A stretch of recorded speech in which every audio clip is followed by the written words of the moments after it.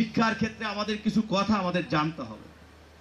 শিক্ষা কি জিনিস সেটা সর্বপ্রথম যিনি বলেছেন, যদি বলে যাই তাহলে আমরা চলে যাই একটা সবচেয়ে সুন্দর আছে শিক্ষা প্রফেসর সাহেব আছেন, যিনি বলেছেন বার্ট্রান্ড রাসেল, শিক্ষার মৌলিক কথা বলেছেন, education is the harmonious development of the body, soul and mind.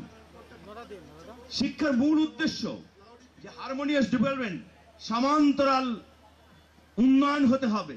শুধুমাত্র কিসের? একটা harmonious development of body, soul and mind. আমার আত্মা, আমার সব কিছু, আমার চিন্তা, আমার ভাবনা সব কিছু গড়ে তুলতে হবে সমান্তরাল ভাবে। শুধু লেখাপড়া করলাম আর সমাজে যা ইচ্ছে তাই করবো এটা নয়, আমাদের প্রতিটি জিনিস আত্মাকেও গড়ে তুলতে হবে। আমাদের মস্তিষ্ককে কাজে লাগাতে হবে।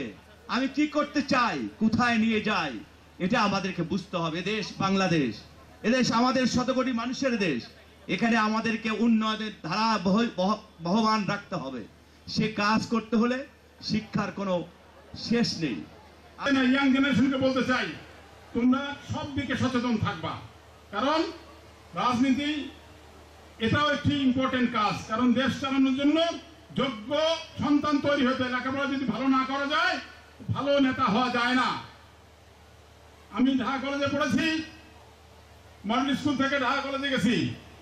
তখন ঢাকা কলেজে জিএস কিংবা ভিপি নমিনেশন পেতে হলে দেখতো যে কি স্ট্যান্ড করেছে কিংবা কমপক্ষে স্টার মার্ক পাইছে, সে নমিনেশন পেত না।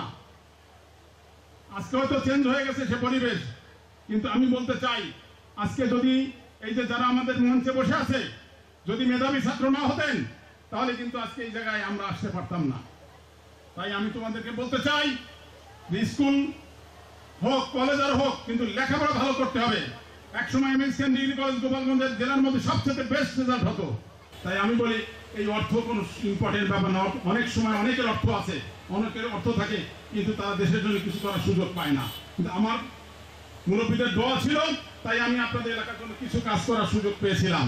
অত্যাচারের কারণে আমি গোপালগঞ্জ আসতে পারি নাই, এবং আমার পরে যে অত্যাচার শেখ পরিবার করেছে, আমার মনে হয় বাংলাদেশে বিএনপির আর কোনো নেতার পরে এই অত্যাচার হয় নাই। আমি হয়তো আপনাদের কাছে বলি না, আপনারা হয়তো জানেন না। আপনারা শুধু চোখে একটা জিনিস দেখেন, কমফোর্ট বাস গোপালগঞ্জের সবচেয়ে বড় বাস কোম্পানি ছিল। আজকে কমফোর্ট বাসে গুলিস্তানে একটা কাউন্টার কমফোর্ট বাসকে দেয় নাই। অপরাধ কি? এমএসকের মধ্যে বিএনপি করে। তাপস স্যার আমার একটা কাউন্টার দিয়েছিল, তাপস স্যার বলছে, শেখ তাপস ঢাকার মেয়র বলছে যে এমএসকের মধ্যে আমার চাচাকে গুলি করেছে, তাকে কাউন্টার দিয়েছ, আমাকে দেয় নাই।